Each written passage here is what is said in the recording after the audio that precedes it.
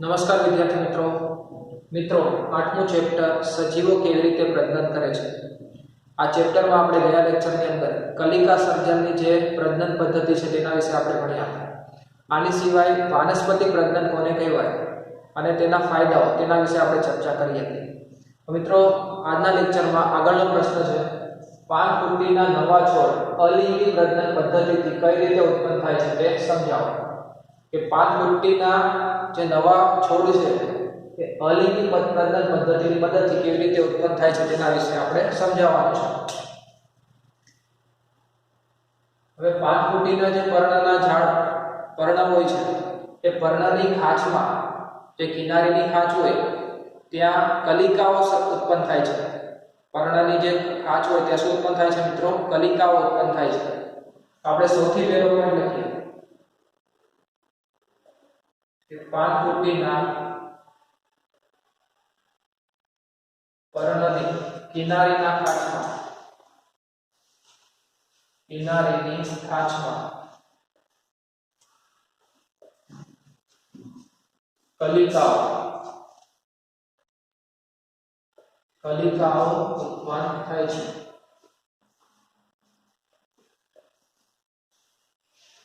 पर्णनी जे खांच होय एमां शुं उत्पन्न थाय छे मित्रों? कलिकाओ उत्पन्न थाय छे। हवे आ कलिकाओ छे ए जमीन पर खरी पड़े छे अने तेमांथी नवा छोडनुं निर्माण थाय छे। आ कलिकाओ जमीन पर खरी पड़े छे, जमीन पर खरी पड़े छे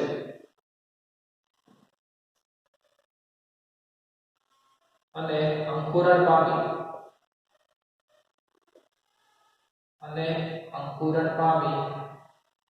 નવા છોડનું નિર્માણ થાય છે। નવા છોડનું નિર્માણ થાય છે।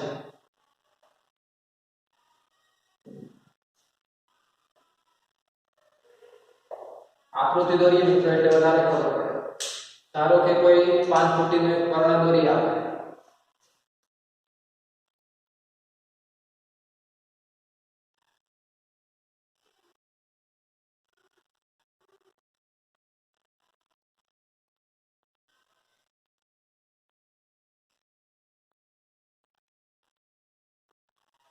मित्रों अहींया जे किनारी होय ए किनारी पासे काचनी जे किनारी होय त्यां कलिकाओ उगी निकळती होय छे।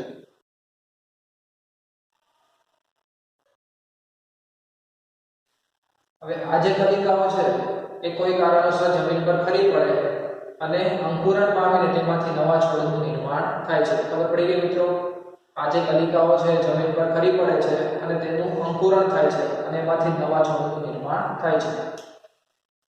घणी वखत मित्रों आ जे कलिकाओ छे ए पर्णनी खांचमां ज विकास पामे छे।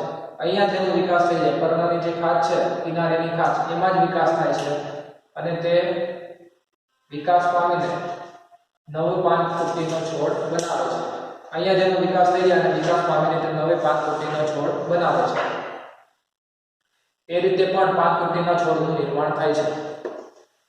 કેટલીક વખત કલિકા વિકાસ પામી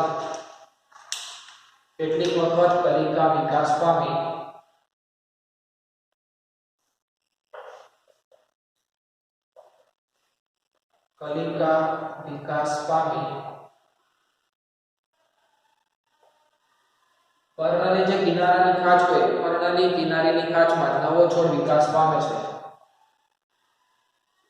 पर्णनी किनारीनी खांचमां नवो છોડ विकास पामे छे।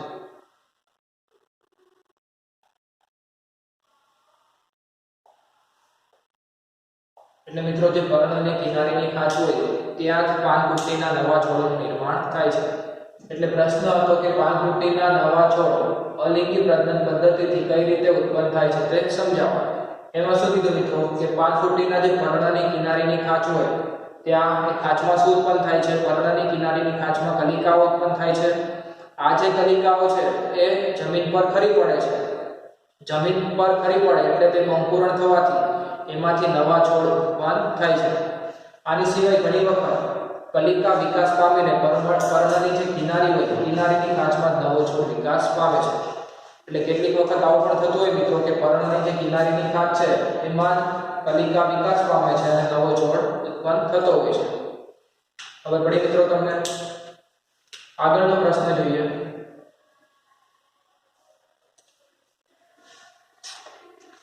આગળનો પ્રશ્ન છે બીજાણુ એટલે શું? બીજાણુ નિર્માણ દ્વારા અલિંગી પ્રજનન સમજાવો.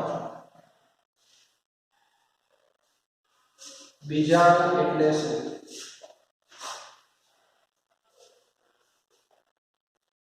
અને બીજાણુ નિર્માણ દ્વારા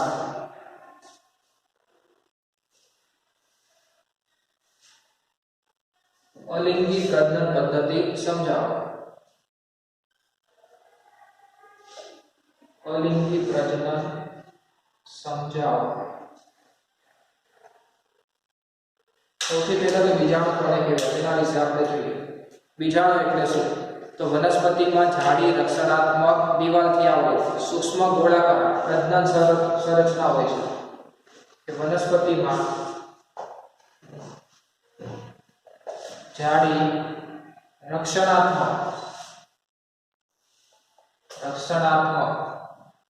વનસ્પતિમાં જાડી રક્ષણાત્મક દિવાલથી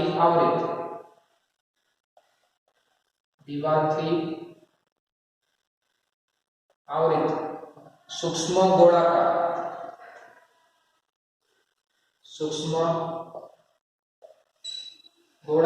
પ્રજનન સંરચના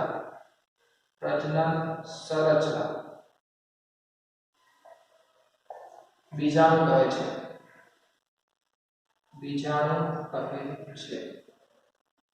બીજાણુની વ્યાખ્યા લખી હોય તો મિત્રો આ રીતે લખી શકાય કે વનસ્પતિમાં જાડી રક્ષણાત્મક દિવાલથી આવરિત એના રક્ષણ માટે ફરતે જાડી દિવાલ આવેલી હોય છે. એટલે જાડી રક્ષણાત્મક દિવાલથી આવરિત સૂક્ષ્મ ગોળાકાર પ્રજનન સંરચના એક નાની ગોળાકાર પ્રજનન સંરચના આવેલી હોય છે. આ પ્રજનન સંરચનાને બીજાણુ કહે છે.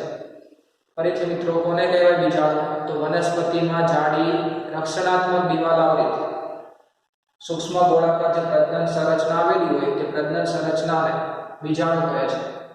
હવે આગળ એવું કીધું છે કે બીજાણુ નિર્માણ દ્વારા અલિંગી પ્રજનન સમજાવો. તો કેવી રીતે બીજાણુ નિર્માણ દ્વારા અલિંગી પ્રજનન થાય છે તે આપણે સમજાવવાનું છે. તો મિત્રો બ્રેડ પર જોવા મળતી જે ફૂગ છે મોલ્ડ, ઉદાહરણ તરીકે રાઇઝોપસ એ સરળ બહુકોષીય સજીવ છે. આપણે રાઇઝોપસની અંદર આપણે જોઈશું કે કેવી રીતે એમાં અલિંગી પ્રજનન જોવા મળે છે. તો બ્રેડ પર જોવા મળતી ફૂગ એટલે કે બ્રેડ મોલ્ડ, રાઇઝોપસ બ્રેડ ઉપર જે ફૂગ જોવા મળે છે મિત્રો બહુકોષીય ફૂગ હોય છે. બહુકોષીય ફૂગ હોય એટલે શું કહેવાય? મોલ્ડ કહેવાય. એનું એક ઉદાહરણ આપ્યું છે રાઇઝોપસ. સરળ બહુકોષીય સજીવ છે. કેવું છે મિત્રો? સરળ બહુકોષીય સજીવ છે. આપણે રાઇઝોપસના ઉદાહરણની અંદર સમજીએ કે કેવી રીતે અલિંગી પ્રજનન એમાં થતું હોય છે. આકૃતિ દોરીએ એટલે વધારે ખબર પડે છે.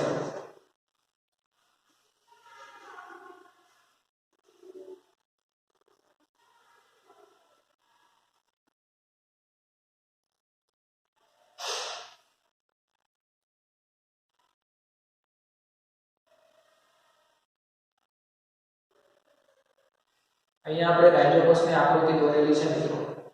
હવે આ રાઇઝોપસ છે એમાં કવક તંતુઓની રચના આવેલી હોય છે. શું આવેલું હોય છે મિત્રો? કવક તંતુઓની રચના. કે તેની તંતુ જેવી રચનાને કવક તંતુ કહે છે. આ જે રાઇઝોપસ છે એની તંતુ જેવી જે રચના છે, અહીંયા તમે આ રચના જોઈ શકો છો. આ રચનાને શું કહેવાય? કવક તંતુ. તેની તંતુ જેવી રચનાને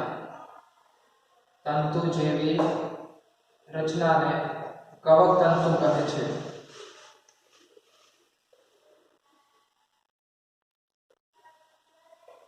હવે જો મિત્રો આ જે કવક તંતુ છે પ્રજનનમાં ભાગ લેતા નથી. તે પ્રજનનમાં ભાગ લેતા નથી. આ જે કવક તંતુ જેવી રચના છે ને કવક તંતુ કહેવાય. અને કવક તંતુ છે તે પ્રજનનમાં ભાગ લેતા નથી. હવે તમે આકૃતિમાં જોઈ શકો છો કે આ જે કવક તંતુ છે એના ઉપરના ભાગે ગોળાકાર રચના તમને જોવા મળે છે. કવક તંતુના ઉપરના ભાગે શું જોવા મળે છે મિત્રો? ગોળાકાર ગુચ્છ જેવી તમને રચના જોવા મળે છે. આપણે લખીએ કે કવક તંતુના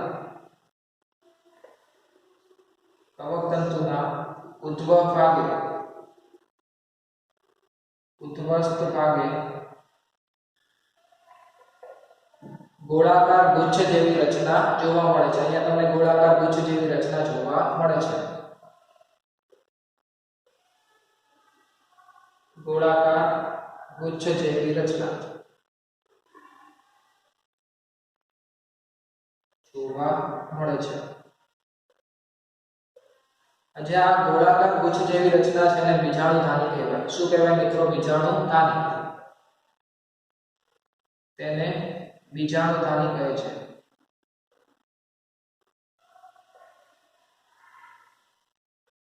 ગોળાકાર ગુચ્છ જેવી જે રચના આપણને અહીંયા જોવા મળે છે એને શું કહેવાય? બીજાણુધાની કહેવાય.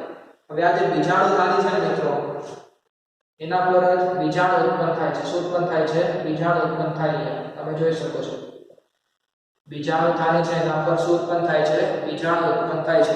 એટલે આપણે કહી શકીએ કે બીજાણુધાનીમાં બીજાણુ ઉત્પન્ન થાય છે અને પરિપક્વ બને છે. કે બીજાણુધાનીમાં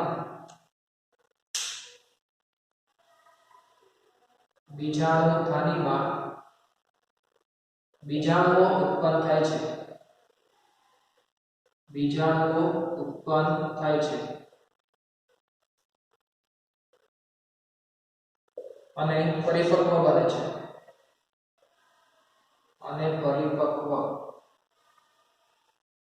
બને છે. ત્યાં બીજાણુધાનીમાં બીજાણુ ઉત્પન્ન થાય અને પરિપક્વ બને છે.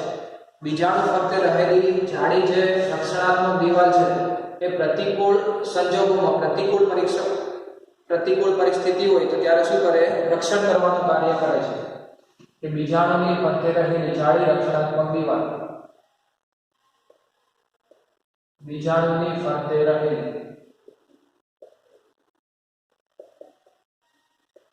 જાડી રક્ષણાત્મક દીવાલ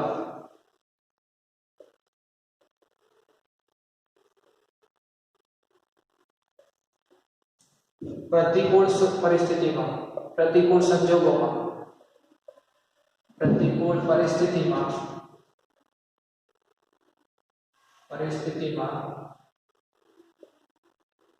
રક્ષણ કરે છે. પ્રતિકૂળ પરિસ્થિતિ હોય ત્યારે રક્ષણ કરવાનું કાર્ય કરે. હવે જે આ બીજાણુ છે મિત્રો એને અનુકૂળ સંજોગો પ્રાપ્ત થાય એટલે એમાંથી નવા બીજાણુ બનતા હોય છે. કે ભેજયુક્ત સપાટી અને પોષક દ્રવ્યો વગેરે જેવા અનુકૂળ સંજોગો પ્રાપ્ત થતા તેમાંથી નવા રાઇઝોમસનું નિર્માણ થાય છે. એટલે ભેજયુક્ત સપાટી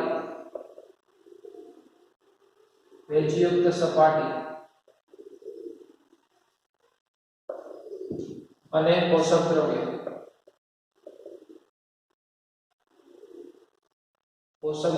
જેવા અનુકૂળ સંજોગો પ્રાપ્ત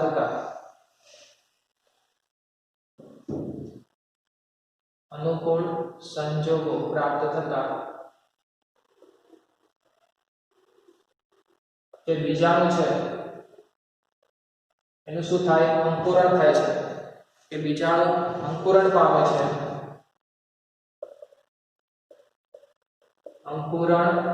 છે. બીજાણુ અંકુરણ થાય છે અને અંતે રાઇઝોમસનું નિર્માણ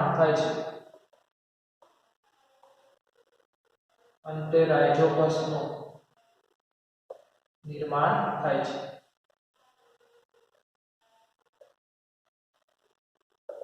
આવી રીતે રાઇઝોમસમાં તમને એકલિંગી પ્રજનન પદ્ધતિ જોવા મળે છે. ફરીથી મિત્રો આપણે સમજી લઈએ. પ્રશ્ન હતો બીજાણુ એટલે શું? બીજાણુનું નિર્માણ કેવી રીતે થાય છે? બીજાણુ નિર્માણ દ્વારા અલિંગી પ્રજનન કેવી રીતે થાય છે તે આપણે સમજાવવાનું છે. સૌથી પહેલા તો બીજાણુની વ્યાખ્યા. બીજાણુ કોને કહેવાય? તો વનસ્પતિમાં જાડી રક્ષણાત્મક દિવાલથી આવરિત, વનસ્પતિમાં જાડી રક્ષણાત્મક દિવાલથી આવરિત સૂક્ષ્મ ગોળાકાર પ્રજનન સંરચનાને, એકદમ સૂક્ષ્મ જે ગોળાકાર પ્રજનન સંરચના આવેલી હોય એ સંરચનાને બીજાણુ કહેવાય. ઉદાહરણ કયું આપે મિત્રો? બ્રેડ પર જે બહુકોષીય ફૂગ તમને જોવા મળે છે, મોલ્ડ. આપણે બ્રેડને 2-3 દિવસ આપણે રાખી મૂકીએ એટલે ભેજને કારણે શું થાય, બ્રેડ પર તમને ફૂગ જોવા મળે. તો એ ફૂગ છે એ બહુકોષીય ફૂગ કહેવાય, એને મોલ્ડ કહેવાય. બે પ્રકારની ફૂગ હોય, તમે આગળના ધોરણમાં ભણ્યા છો, ઈસ્ટ અને મોલ્ડ. ઈસ્ટ એક કોષીય કહેવાય, મોલ્ડ એ બહુકોષીય છે. તો બહુકોષીય મોલ્ડ છે રાઇઝોપસ. ઉદાહરણ કયું આપે મિત્રો? રાઇઝોપસનું ઉદાહરણ આપ્યું છે કે સરળ બહુકોષીય સજીવ છે. કેવો સજીવ છે મિત્રો? એકદમ સરળ બહુકોષીય સજીવ છે. હવે તેની જે તંતુ જેવી રચના છે, અહીંયા તમે આકૃતિમાં જોઈ શકો છો, તંતુ જેવી રચના એને શું કહેવાય? કવક તંતુ કહેવાય. આ કવક તંતુ એ પ્રજનનમાં ભાગ લેતા નથી. કવક તંતુના ઉધ્વસ ભાગ એટલે કે ઉપરના ભાગે તમે જોઈ શકો છો ગોળાકાર ગુચ્છ જેવી રચના જોવા મળે છે. કવક તંતુના ઉધ્વસ્થ ભાગે એટલે કે ઉપરના ભાગે ગોળાકાર ગુચ્છ જેવી તમને રચના જોવા મળે છે. આ જે રચના છે મિત્રો એને બીજાણુધાની કહેવાય. આ જે ગોળાકાર ગુચ્છ જેવી રચના છે એને શું કહેવાય મિત્રો? બીજાણુધાની કહેવાય. આ બીજાણુધાનીમાં બીજાણુઓ ઉત્પન્ન થાય છે. બીજાણુ કઈ જગ્યાએ ઉત્પન્ન થશે? તો બીજાણુધાની છે એમાં બીજાણુઓ ઉત્પન્ન થાય છે અને પરિપક્વ બને છે. બીજાણુની ફરતે રહેલી જે જાડી રક્ષણાત્મક દિવાલ છે, અહીંયા મિત્રો તમને જે બીજાણુઓ દેખાય છે એની ફરતે જાડી રક્ષણાત્મક દિવાલ આવેલી હોય. તમને શરૂઆતમાં કીધું કે બીજાણુ છે જાડી રક્ષણાત્મક દિવાલ ધરાવે છે. તો બીજાણુની ફરતે આવેલી જે જાડી રક્ષણાત્મક દિવાલ છે એ પ્રતિકૂળ સંજોગોમાં એ રક્ષણ કરવાનું કાર્ય કરે છે. હવે બીજાણુને જ્યારે અનુકૂળ પરિસ્થિતિ ઉત્પન્ન થાય ત્યારે, અનુકૂળ સંજોગો મળે ત્યારે, એટલે કે ભેજયુક્ત સપાટી અને પોષક દ્રવ્યો જેવા અનુકૂળ સંજોગો પ્રાપ્ત થાય ત્યારે બીજાણુનું અંકુરણ થાય છે અને તે વિકાસ પામીને અંતે રાઇઝોપસનું નિર્માણ થતું હોય છે. આવી રીતે રાઇઝોપસની અંદર એક લિંગી પ્રજનન પદ્ધતિ જોવા મળે છે. આગળનો પ્રશ્ન જોઈએ મિત્રો, લિંગી પ્રજનન અલિંગી પ્રજનનથી કેવી રીતે ભિન્ન છે? આગળનો 12મો પ્રશ્ન, લિંગી પ્રજનન અલિંગી પ્રજનનથી કેવી રીતે ભિન્ન છે?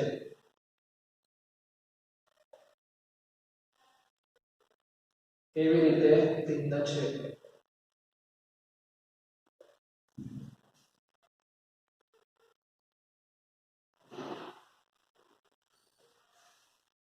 અલિંગી પ્રજનનની મર્યાદાઓ જણાવો.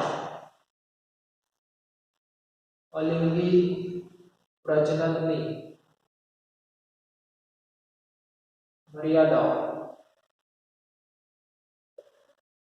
જણાવો. મિત્રો, લિંગી પ્રજનન અને અલિંગી પ્રજનન બંને વચ્ચેનો મુખ્ય તફાવત કયો? બોલો મિત્રો, વિચારો તો. તો જ્યારે અલિંગી પ્રજનન હોય એમાં એક જ પિતૃ હોય છે. આપણે આગળ કેટલી પ્રજનન પદ્ધતિ જોઈ મિત્રો, ભાજન, પછી અવખંડન, કલિકા સર્જન, આ બધી જે આપણે પ્રજનન પદ્ધતિ જોઈ એમાં માત્ર એક જ પિતૃ હોય છે. એક જ પિતૃમાંથી નવા બાળ સજીવો ઉત્પન્ન થતા હોય છે. એટલે આવી જે પ્રજનન પદ્ધતિ હોય એને અલિંગી પ્રજનન પદ્ધતિ કહેવાય. વ્યાખ્યા લખી હોય તો આપણે એવી રીતે લખી શકીએ કે જે પ્રજનન પદ્ધતિમાં એક જ પિતૃ દ્વારા પ્રજનન કોષો વગર, આમાં પ્રજનન કોષોનો ઉપયોગ થતો નથી, પ્રજનન કોષો વગર નવા સજીવનું નિર્માણ થતું હોય તો આ પદ્ધતિને અલિંગી પ્રજનન પદ્ધતિ કહેવાય. આપણે સૌથી પહેલા તો અલિંગી પ્રજનન પદ્ધતિ વિશે લખીએ કે જે પ્રજનન પદ્ધતિમાં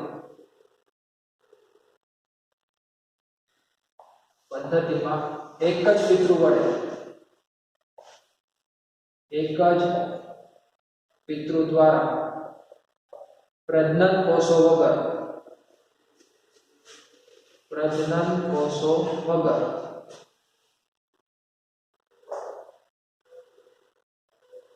નવા સજીવનું નિર્માણ થતું હોય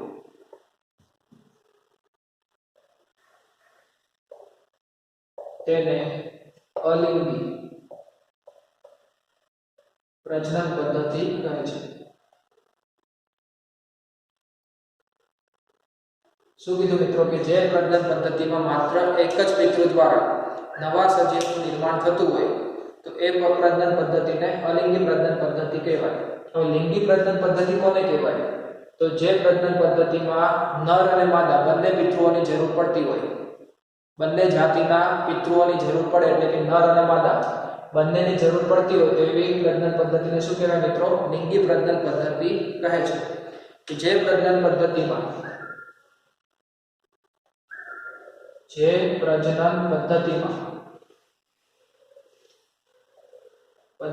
નવા સજીવના નિર્માણ માટે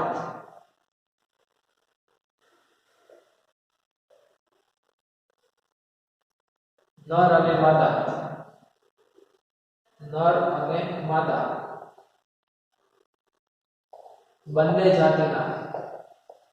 બંને જાતિના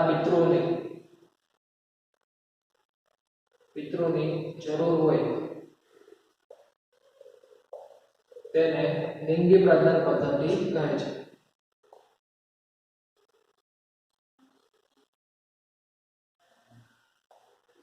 એટલે મિત્રો મુખ્ય તફાવત મેં તમને કહી દીધો, અલિંગી પ્રજનન પદ્ધતિ અને લિંગી પ્રજનન પદ્ધતિ. ફરીથી એક વખત તમે તફાવત ધ્યાનથી સમજી લો કે અલિંગી પ્રજનન પદ્ધતિ હોય તો એમાં માત્ર એક જ પિતૃ હશે, એક જ પિતૃમાંથી નવા બાળ સજીવોનું નિર્માણ થતું હોય છે. તો જે પ્રજનન પદ્ધતિમાં એક જ પિતૃ દ્વારા પ્રજનન કોષોનો ઉપયોગ કર્યા સિવાય પ્રજનન કોષો વગર નવા સજીવનું નિર્માણ થતું હોય તો એ પ્રજનન પદ્ધતિને અલિંગી પ્રજનન પદ્ધતિ કહે છે. એટલે તમારે શું યાદ રાખવાનું? અલિંગી પ્રજનન પદ્ધતિ હોય તો એમાં માત્ર એક જ પિતૃ હશે, એક જ પિતૃમાંથી નવા બાળ સજીવનું નિર્માણ થાય છે.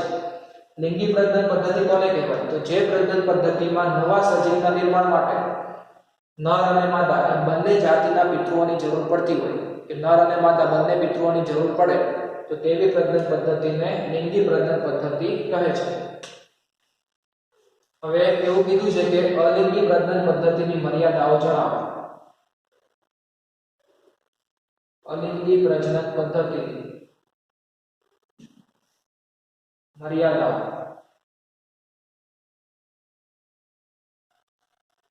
કઈ મર્યાદાઓ છે? અલિંગી પ્રજનન પદ્ધતિની અંદર કઈ મર્યાદાઓ જોવા મળે છે? તો મિત્રો અલિંગી પ્રજનન પદ્ધતિમાં માત્ર એક જ પિતૃ હોય છે, તેથી જે બાળ સજીવ હશે એને વારસામાં માત્ર એક જ પિતૃના લક્ષણો મળે છે, કે વારસામાં માત્ર એક જ પિતૃના લક્ષણો પ્રાપ્ત થાય છે. વારસામાં માત્ર એક જ પિતૃના લક્ષણો પ્રાપ્ત થાય છે. સૌથી પહેલી મર્યાદા મિત્રો કીધી કે અલિંગી પ્રજનનની અંદર માત્ર એક જ પિતૃ હોય છે, તેથી એક જ પિતૃના લક્ષણો પ્રાપ્ત થાય. પણ લિંગી પ્રજનન હોય તો એમાં નર અને માદા બે અલગ અલગ જાતિના પિતૃઓ હોય છે, તો એમાં જે બાળ સજીવ હશે એમાં બંને જાતિના જે લક્ષણો હશે એ પ્રાપ્ત થાય, બંને પિતૃઓના લક્ષણો પ્રાપ્ત થાય છે. બીજી મર્યાદા કે તેમાં વિવિધતા જોવા મળતી નથી. તેમાં વિવિધતા જોવા મળતી નથી.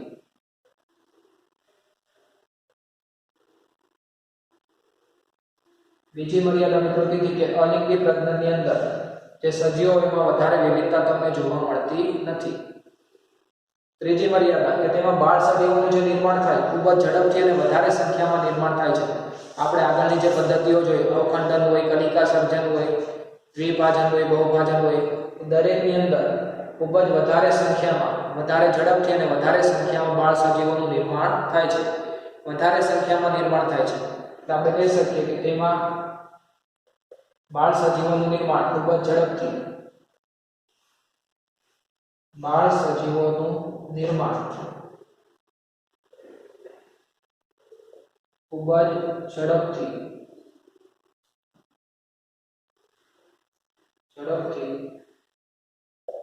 અને વધારે સંખ્યામાં થતું હોય છે.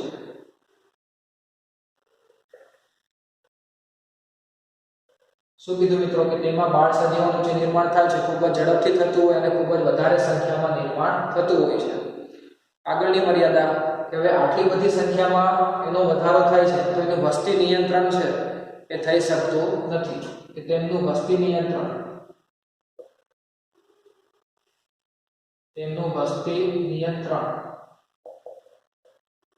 થતું નથી.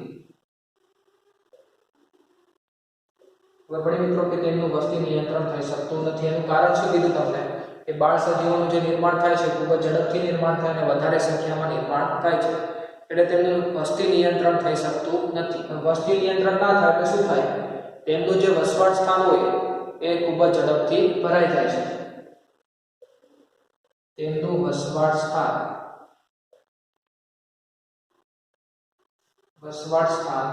ઝડપથી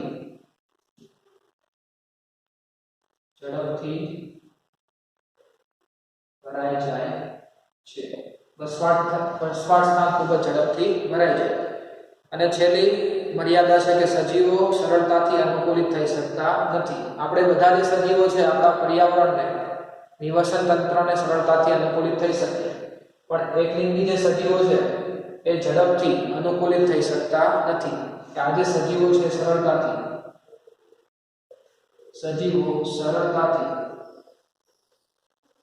અનુકૂલિત થઈ શકતા નથી.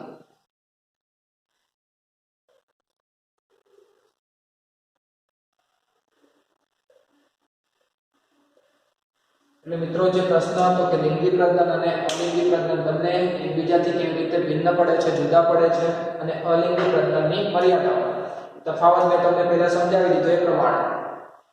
અલિંગી પ્રજનન છે તો જે પ્રજનન પદ્ધતિમાં એક જ પિતૃ દ્વારા પ્રજનન કોષો વગર સજીવનું નિર્માણ થતું હોય તો એને અલિંગી પ્રજનન કહેવાય. અને લિંગી પ્રજનન કોને કહેવાય?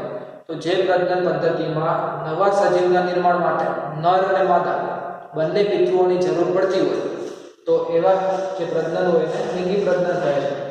અલિંગી પ્રજનનની કેટલીક મર્યાદાઓ, કઈ મર્યાદાઓ છે કે અલિંગી પ્રજનનમાં માત્ર એક જ પિતૃ હોવાથી વારસામાં માત્ર એક જ પિતૃના લક્ષણો પ્રાપ્ત થાય છે, કે જે અનુગામી પેઢી હશે, આગળની પેઢી, એમાં માત્ર એક જ પિતૃના લક્ષણો પ્રાપ્ત થાય છે. બીજી મર્યાદા કે તેમાં વિવિધતા જોવા મળતી નથી. આગળ કે તેમાં બાળ સજીવોનું નિર્માણ ખૂબ જ ઝડપથી થાય છે અને વધારે સંખ્યામાં નિર્માણ થાય છે. આપણે આગળની જે પણ પ્રજનન પદ્ધતિઓ જોઈ, કલિકા સર્જન હોય, અવખંડન હોય કે દ્વિભાજન હોય કે બહુભાજન હોય, દરેકની અંદર ખૂબ જ ઝડપથી અને વધારે સંખ્યામાં બાળ સજીવોનું નિર્માણ થાય છે. એટલે તેમની વસ્તીનું નિયંત્રણ થઈ શકતું નથી. તેમનું વસવાટ સ્થાન છે ખૂબ જ ઝડપથી ભરાઈ જાય છે. અને આ જે સજીવો છે સરળતાથી અનુકૂલિત થઈ શકતા નથી. હવે પડી મિત્રો તમને લિંગી અને અલિંગી પ્રજનન બંને વચ્ચેનો તફાવત. તો મિત્રો આજના લેક્ચરમાં આપણે અહીંયા સુધી રાખીએ. બાકીના પ્રશ્નો આપણે આગળના લેક્ચરમાં જોઈશું.